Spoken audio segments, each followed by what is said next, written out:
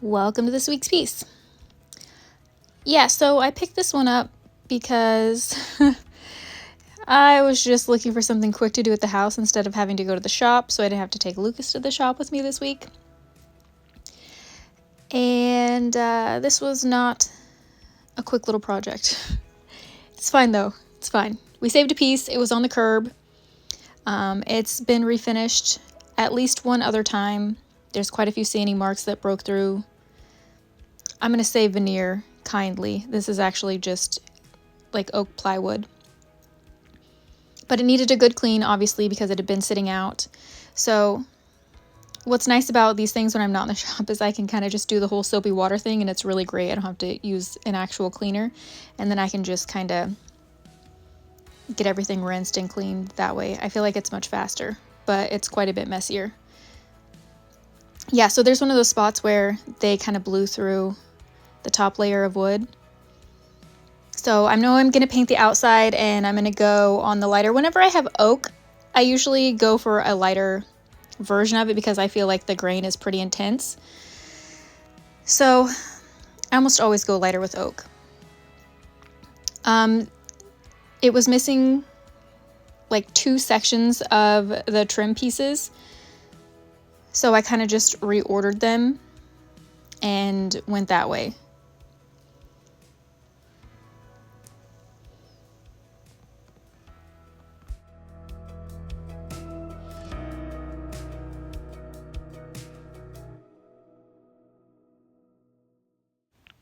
So all the trim pieces I'm going to take back to bare wood, as well as the innermost shelves. That's where I'm going to do the kind of light wood look, and then the outside is going to get painted as well as the inner sides. So this saves me on sanding time. That means I only have to scuff sand the outermost edges and then the inner sides, but I still get to keep that wood look that I like to have. It's kind of nice having, you know, the balance of wood and paint at the same time when you're doing simple shelves like this. I really like doing shelves. I feel like they go in a lot of people's homes. This one is a bit larger than what I would typically pick up. I feel like the more narrow shelves and a little bit shorter sell really quickly for me. So we'll see how this one does. I'm not sure yet.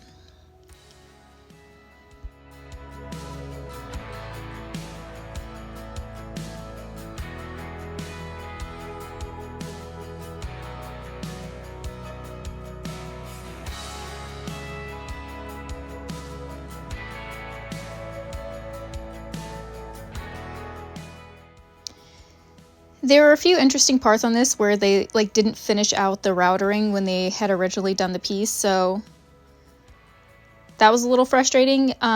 What I did to fix that is I just kind of rounded them off quite a bit more with my sander so that it wasn't so obvious.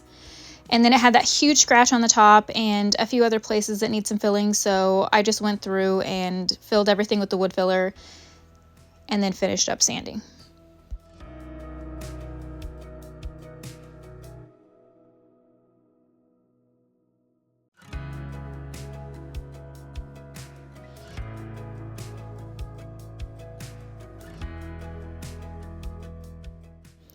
Now, to keep this light looking instead of going yellow when I apply a top coat, I'm just going to use, this is a water-based, it's like a whitewash stain. I've used it one other time and I wasn't terribly happy with it on that type of wood, but it actually worked really well on this oak, and it sat in the grain really nicely too. I really liked it. And then of course I spilt it all over the floor, which was a bit frustrating, so, you know, waste not, want not. I used it off the ground.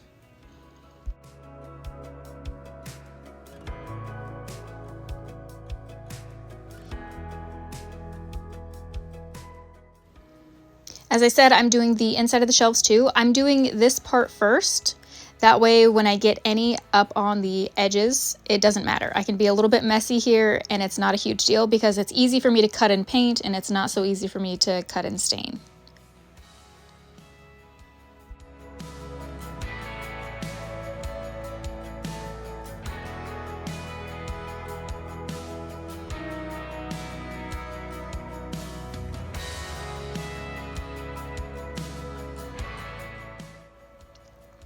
The backboard is going to get clean, and then I'm going to add actual remnants of some wallpaper that I have.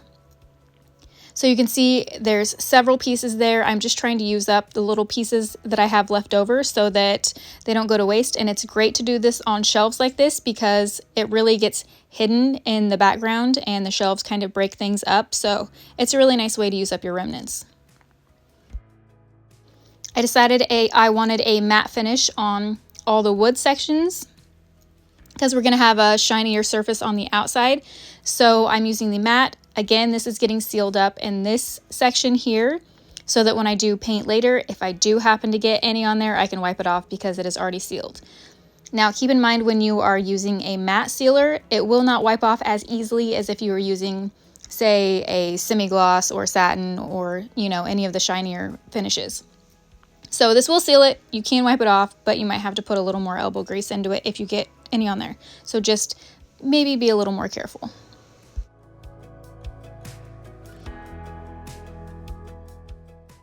So I didn't have a color that went best with the background.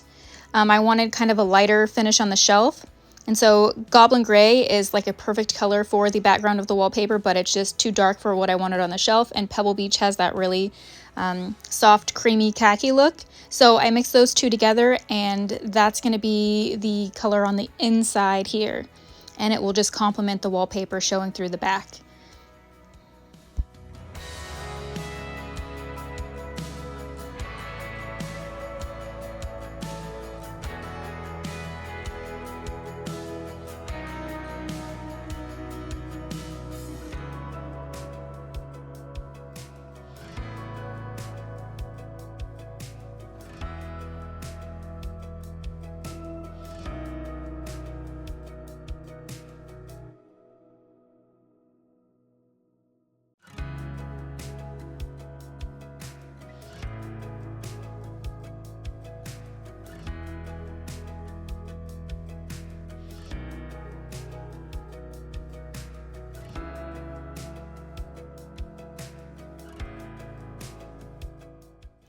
Now to just give me another layer of protection, I'm doing an extra round of the matte top coat on all the shelves. I like to make sure that shelves and tabletops get a really good durable finish because they get a ton of use. Then I'm going to take the same color that I did on the inside of the shelves, and I'm going to kind of just make that my base coat. It's not going to be the finished color, but it's going to be my base coat underneath several washes of metallic. So I have tons here. Some are mixed up from previous projects. Some are just straight out of the bottle. But I'm going to start off with the swirling motion. And I'll kind of go back and forth, mix everything as I go. And then it'll just be layered with different textures and different techniques to get kind of this crazy finish. And the end result is just going to be crazy layers of washed metallic. So it's not very strong, but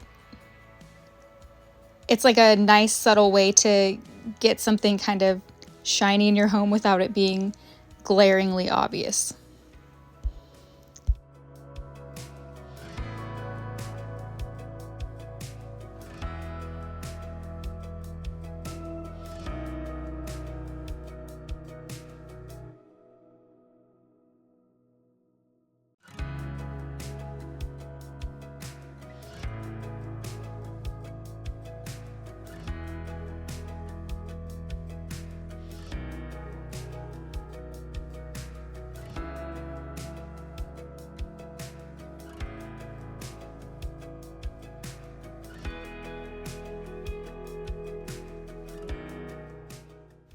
For the insides, just so that they weren't plain, I added the flash blue over the top, so it won't make any changes really to the color at all unless light hits it. And that's kind of it on the inside. Those were all finished. I did add the flash blue as the next step on this, and on the flash blue I like to have nice long clean strokes. I find that it just helps the product work a little better when I want it to actually show up pretty brightly, and this is still going to be underneath several other finishes, so I want to make sure that it's going to stand out a little bit more than normal. So now I'm going in with it's like a dark iron color, and it will oxidize. So I've got my 2 products out for here. This part you want to do while the paint is still wet. So I'm throwing a little of this into a spray bottle so that I have that ready, and then I can kind of start getting this paint on. I'm not sure exactly how I want it to go, so I'm starting out with a spatula, trying to decide if I like the texture of that. I think I maybe would have liked it if there was a little more texture on the wood already. It would have came off a little bit better.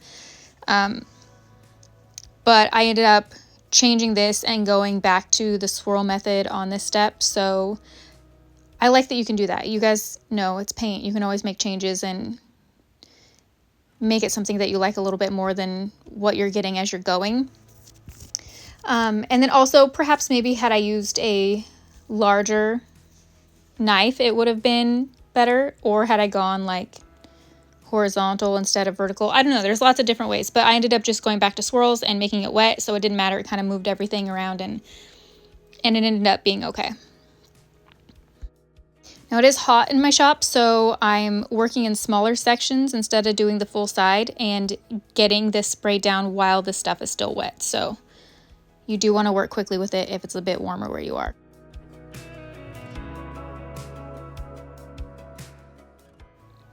So it had already started drying a little too quickly, so I went in with some more paint, was dabbing it on, and that's when I was just like, you know what? No, I don't like this, and this is where I just got it on, was kind of reactivating the stuff that was down, and swirled it out.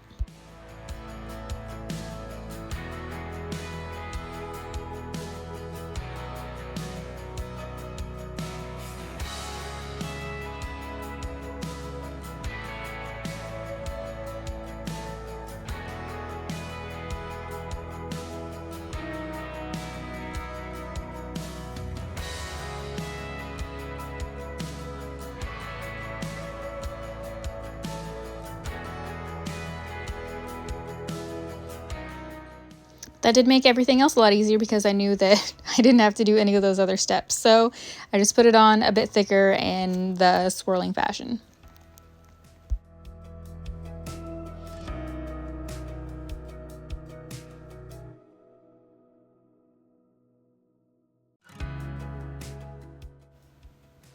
And this is really fun. I just did kind of a quick, you can see the stuff activates once you put the blue on there, and real quick the frame will shift into what it's starting to look like with it oxidizing.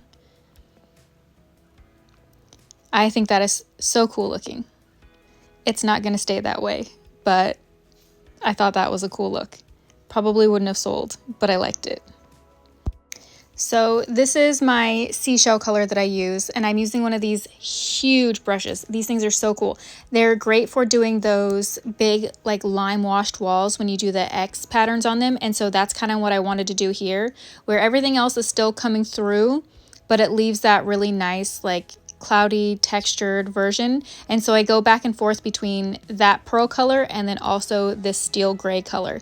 They're both very thin, and the gray color especially is very translucent, so you can put them on and still see all the things that were underneath. And I know a lot of you guys say that like, well, we can't see the other layers. Why did you do all those other layers if you can't see them? Because in reality you can see them. It's hard to see on camera because you don't get all the light variations that you can see in person. Again, if you don't want to do this many steps, you don't have to. You can do as many layers as you want. I just like, I guess, repeating myself a lot. And then it was just time to get the backer board back on and add the trim pieces, and this thing is ready to go.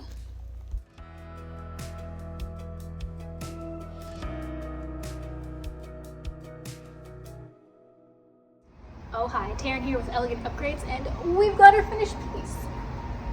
So I picked this up as just a quick something to do while I was at the house with Lucas, instead of having to take him to the shop every day because it gets warm and all the things, and I just thought it was a grand idea just to scoop something up. This was a curbside piece, so it's like, it's free, it won't be a big deal, and then it took forever, obviously longer than my typical week of getting something finished, which is a little bit frustrating. So I'm a bit behind, obviously, But I think it turned out great. It could be better, but again, this was just supposed to be a quick little something. I think I would have done edge banding if I was really worried about this and thought it was going to be something spectacular. I did try and put some other trim pieces on, but it just didn't look right since it didn't match perfectly with the trim that's already there. So I think edge banding would have been the best case scenario. Instead, I just did some filler on this and then put the similar paint color as the inside. So it's fine. It's cute. It's a great little shelf. It was great because I got to use up my remnants of wallpaper. I still have a few more pieces left, but I do like to be able to use them, and these kind of things are really great to use them on because it casts shadows and the shelves kind of break things up, so it's really hard to tell when there's extra pieces of wallpaper involved. So that's why I like to do it on these. And again, this is just kind of like a cheapy little shelf that, I mean, it's well made. It's oak veneer over plywood. It's gonna last for a very long time, but you know what I mean? It was just kind of, it's not the best quality. But anyways, I hope you guys enjoyed this, and I will see you next week. Thank you so much.